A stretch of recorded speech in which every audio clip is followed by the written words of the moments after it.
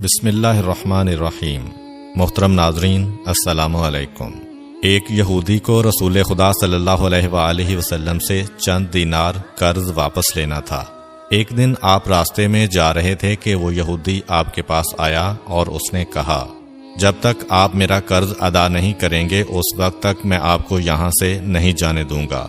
نبی اکرم صلی اللہ علیہ وآلہ وسلم نے فرمایا، اس وقت ادائیگی کے لیے میرے پاس کچھ بھی نہیں ہے۔ یہودی نے کہا، جب تک آپ میرا قرض واپس نہیں دیں گے میں بھی آپ کو یہاں سے جانے نہیں دوں گا۔ آپ نے فرمایا، اگر یہ بات ہے تو میں تیرے ساتھ یہیں بیٹھ جاتا ہوں۔ یہ کہہ کر آپ اس کے ساتھ بیٹھ گئے۔ جیسے جیسے وقت گزرتا گیا آپ کے صحابہ وہاں جمع ہوتے گئے۔ جب انہوں نے یہودی کی یہ جسارت دیکھی تو انہوں نے اس کو سزا دینے کا ارادہ کیا۔ آپ نے انہیں ہر طرح کی تادیبی کارروائی سے روک دیا اور فرمایا کہ تم دور چلے جاؤ۔ حکم رسول کے تحت صحابہ دور چلے گئے۔ سورج لمحہ بلمحہ گرم ہو رہا تھا اور اس کی تپش سے آپ کو اذیت پہنچ رہی تھی، یہاں تک کہ آپ کے چہرہ اطہر سے پسینہ بہنے لگا۔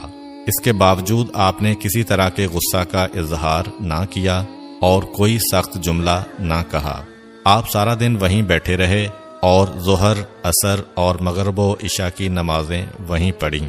پھر رات چھا گئی۔ آپ نے رات بھی وہیں بسر کی اور فجر کی نماز بھی وہیں پڑھی۔ صحابہ یہودی کو ڈرانے دھمکانے لگے۔ آپ نے فرمایا، تم اس سے یہ کیسا سلوک کر رہے ہو؟ صحابہ نے کہا، یا رسول اللہ، اس کی یہ جرت کہ آپ کو یرغمال بنا کر اپنے پاس بٹھا لے۔ آن حضرت صلی اللہ علیہ وآلہ وسلم نے فرمایا، اللہ نے مجھے اس لیے نہیں بھیجا کہ میں کسی ہم پیمان یا کسی اور پر ظلم کروں۔ جب دن چڑھا تو یہودی نے کلمہ اسلام پڑھتے ہوئے کہا، اشہد ان لا الہ الا اللہ و اشہد ان محمدًا عبدہ و رسولہ۔ میں اپنی دولت کا ایک حصہ راہ خدا میں دیتا ہوں۔ میں نے آپ کو اس لیے نہیں روکا تھا کہ میں آپ کی توہین کروں۔ اس ذریعے سے میں آپ کے پیمانہ صبر کو آزمانا چاہتا تھا، کیونکہ تورات میں نے آپ کی یہ صفت پڑھی ہے، محمد بن عبداللہ مکہ میں پیدا ہوگا اور طیبہ کی طرف ہجرت کرے گا۔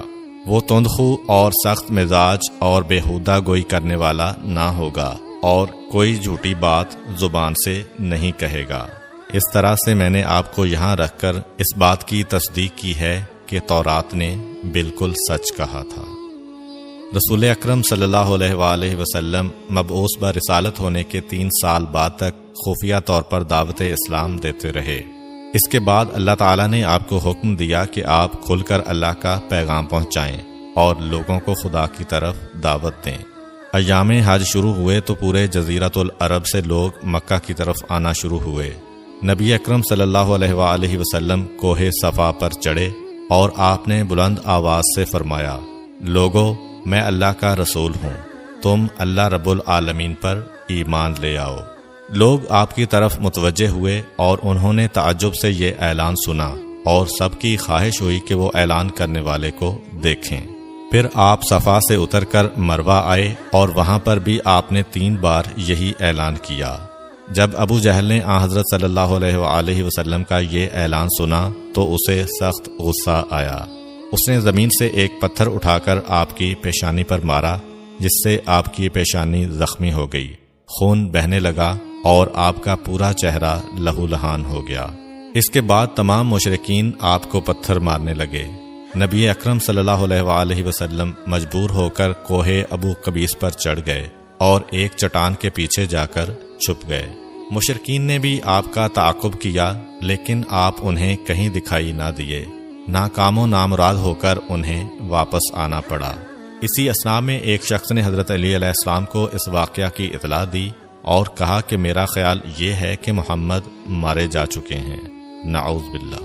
یہ سن کر حضرت علی علیہ السلام کو شدید دکھ ہوا اور آپ ام المومنین حضرت خدیجہ الکبریٰ سلام اللہ علیہ کے پاس آئے اور ان سے کہا، میں نے سنا ہے کہ مشرکین نے رسول خدا صلی اللہ علیہ وآلہ وسلم پر سنگ باری کی ہے اور بعض لوگوں کا یہ گمان ہے کہ نبی اکرم شہید ہو گئے ہیں۔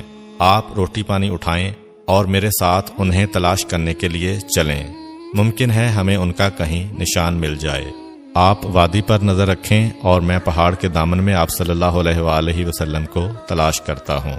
آپ روتے ہوئے آگے بڑھے اور آپ کہہ رہے تھے، یا رسول اللہ، ہمیں جواب دیں، آپ کہاں ہیں؟ میری روح آپ پر قربان، آپ کس وادی میں بھوکے پیاسے ہیں؟ آپ نے مجھے اپنے ساتھ کیوں نہ لیا تھا؟ حضرت خدیجہ رو رو کر فریاد کر رہی تھیں، کوئی ہے جو نبی مصطفیٰ کی مجھے خبر دے؟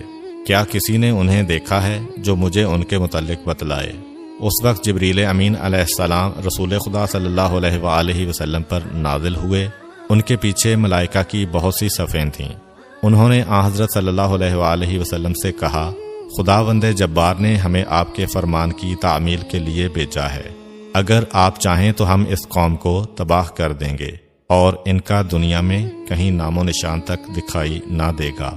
رحمت للعالمین نے فرمایا، میں نبی رحمت بنا کر بھیجا گیا ہوں، میں عذاب و انتقام کا حامی نہیں ہوں۔ پروردگار میری قوم کو معاف کر دے، وہ مجھے جانتے نہیں ہیں۔ جبریل امین علیہ السلام نے حضرت صلی اللہ علیہ وآلہ وسلم سے کہا، خدیجہ سلام اللہ علیہا آپ کو تلاش کر رہی ہیں۔ خدیجہ کے رونے نے آسمان کے فرشتوں کو رلا دیا ہے، آپ انہیں جواب دیں، خدا کی طرف سے اور ہماری طرف سے انہیں سلام پہنچائیں اور انہیں جنت کی بشارت دیں۔ نبی اکرم صلی اللہ علیہ وآلہ وسلم نے خدیجہ و علی کو صدا دی اور انہیں اپنے پاس بلایا۔ دونوں شخصیات آپ کی خدمت میں حاضر ہوئیں۔ انہوں نے آپ کی پیشانی پر پٹی باندھی اور گھر لے آئے۔ جب مشرکین کو معلوم ہوا کہ نبی اکرم صلی اللہ علیہ وآلہ وسلم اپنے گھر آ چکے ہیں تو انہوں نے گھر کا محاصرہ کر لیا اور سنگ باری شروع کر دی۔ حضرت علی علیہ السلام اور حضرت خدیجہ سلام اللہ علیہا آپ کا دفاع کرنے لگے۔ جب سنگ باری میں معمولی سا وقفہ ہوا تو حضرت خدیجہ گھر سے نکلیں اور انہوں نے چیخ کر کہا، فرزندان قریش، کیا تم سے حیا رخصت ہو گئی ہے؟